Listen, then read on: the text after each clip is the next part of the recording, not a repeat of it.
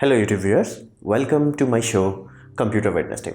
In today's episode we're going to take a look at Sony because it's back right now. So let's dive right into it. Now, if any of you are older than 20 years, you must understand that Sony used to be a very big name in mobile industry. Sony Ericsson was bringing PDAs and basically they were making touchscreen before touchscreen was cool. So Sony had like very epic highs at this point, but after that they suffered loss after loss after loss, and I mean every division of Sony started to suffer loss. From the division that makes TVs, from the division that makes electronics, to the division that makes movies, all of them started suffer loss after loss, and there were many things contributing to it. Primary being, like, what was the core problem was that Japanese manufacturing is far more expensive than Korean manufacturing compared to Samsung. Compared to Chinese manufacturing, it's like 10 times more expensive, so inherently they were limited. And on top of that, even though they had foundation of music industry, because they made Walkman and like they were doing multiple other things that were groundbreaking, specifically they're in gaming console environment, their corporate environment was so messy that people in the same company, as in like you were working for Sony Corporation, like say the division that was making Sony Alpha cameras, they're like, yeah, we're not gonna share the software codes with Sony mobile division. That created a paradox. It's like you're making the best hardware there is, but you do not put good software on it. It might as well be useless. So that happened. Like there were a lot of problems with Sony. First, they were like loss after loss. As you can see this graph, they sold the most amount of mobile phone in like around 2014, which is around 11 million. To give you a context, Samsung sells that in like few months, not even few whole months. Like Samsung can have that kind of shipping volume in like few days. So they were going, that was the highest, and after that from 2015 to 2016 to 2017 they're going down constantly, and they are losing money in every front. Their movie divisions is also losing money, and Sony mobile phone, at one time it used to be a big deal, because if you are remembering correctly, Sony is the first one that properly introduced the idea of a waterproof phone. Like Sony was the first to do it, and there were other also add-on things that were quite amazing with Sony phones. But because of this messy environment, they did not put their best foot forward, and they started to slip behind. And on top of that, expensive Japanese manufacturing did not help them a bit. So that created a problem that everything started to fall apart. The only thing that survived was basically Sony PlayStation division, that finally in PlayStation 4 era started to make profit. It was not making money in PlayStation 3 era. It was printing money in PS2, but in PS3 it like and PS4 it finally again started to make money. But everything else is like, in recent years Samsung and LG removed it from TV industry, so it's not looking good. But they are back. So basically, even though their Samsung mobile division is not doing good, Sony mobile division is not doing so good, but Sony semiconductor industry is doing amazingly well, because they are the backbone of most mobile phones as of now.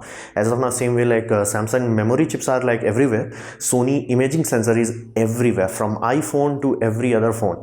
Sony is the basically backbone of almost all imaging needs in this planet as of now. So what they are doing is they are simplifying the line, because their older naming system was very complex, like Xperia X10, Xperia XLY, they were complicated names. So they are like, okay, let's simplify our lineup. So what they have is Xperia 1. That's it, nothing fancy about it, just Xperia. They are simplifying the lineup, and they have by default right now, they already have the greatest hardware for camera, flat out. There is no competition here. They are the backbone of smartphone industry, so they know how to make good hardware. Software, because they make Sony Alpha cameras and all that, which right now as of me it's talking to you, they make the best autofocus algorithm out there. They are already very ahead in terms of autofocus algorithms. So now they are collaborating. Now they are like, yeah, Alpha series is actually sharing technology with them. That's why the first time in forever eye autofocus is gonna come for a smartphone. And because even though their TV division is losing money, but they are not bad in terms of technology.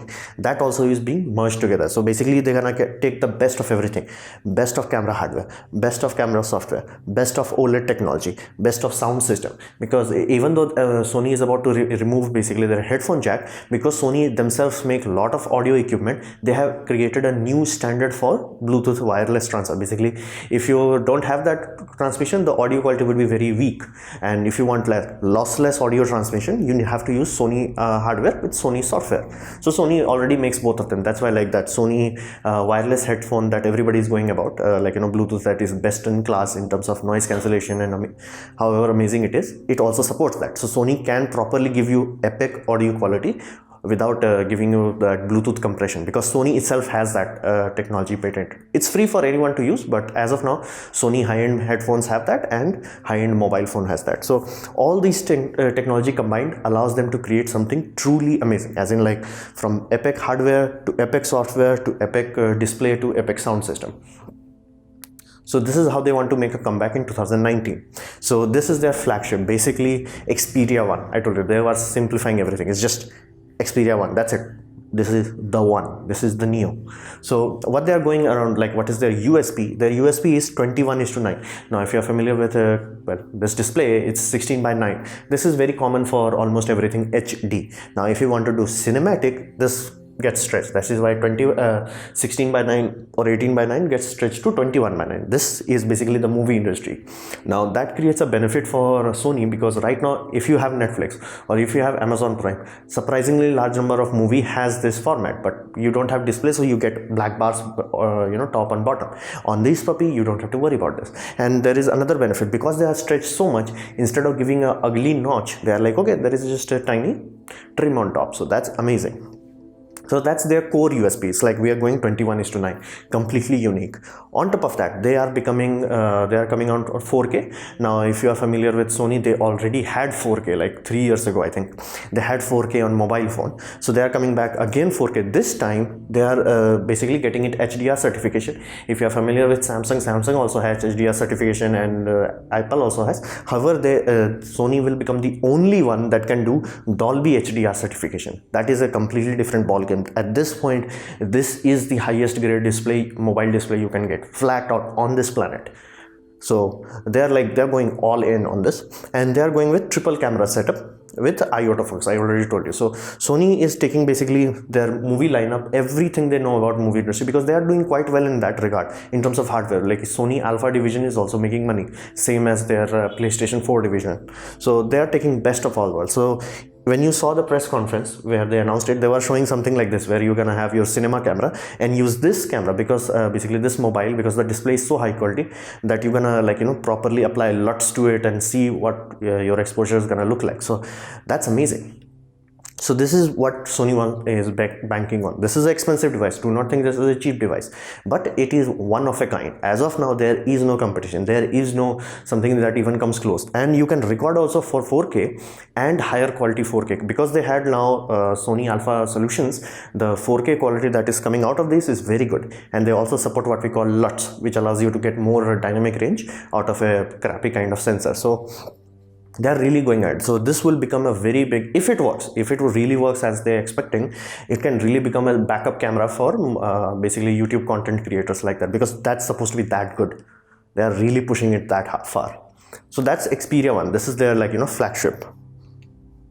On top of that, they are also releasing mid-range, and that will be called Xperia 10 and 10 Plus. I have no idea why they are calling it 10, but how every review of that is flat out, it's a very good phone, but it's not price competitive.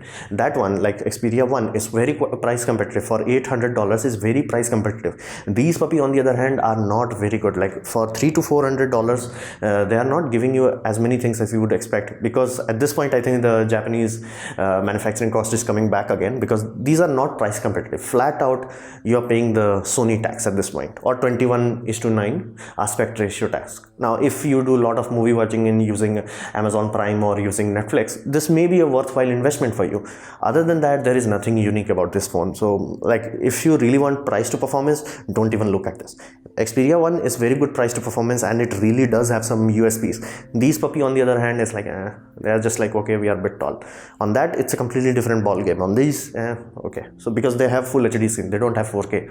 So I don't think this mid-range one will do that good, but the Xperia 1 can really change things, because even though that does not have headphone jack, because they know how to make a wireless algorithm, and they have patented wireless transmission technology, they can easily make a good like almost comparable wireless solution that competes against wire. So I'm not gonna put my money on their mid-range. However, I'm gonna put them money, my money on their flagship to do well. It will come out in April, so we'll find out soon.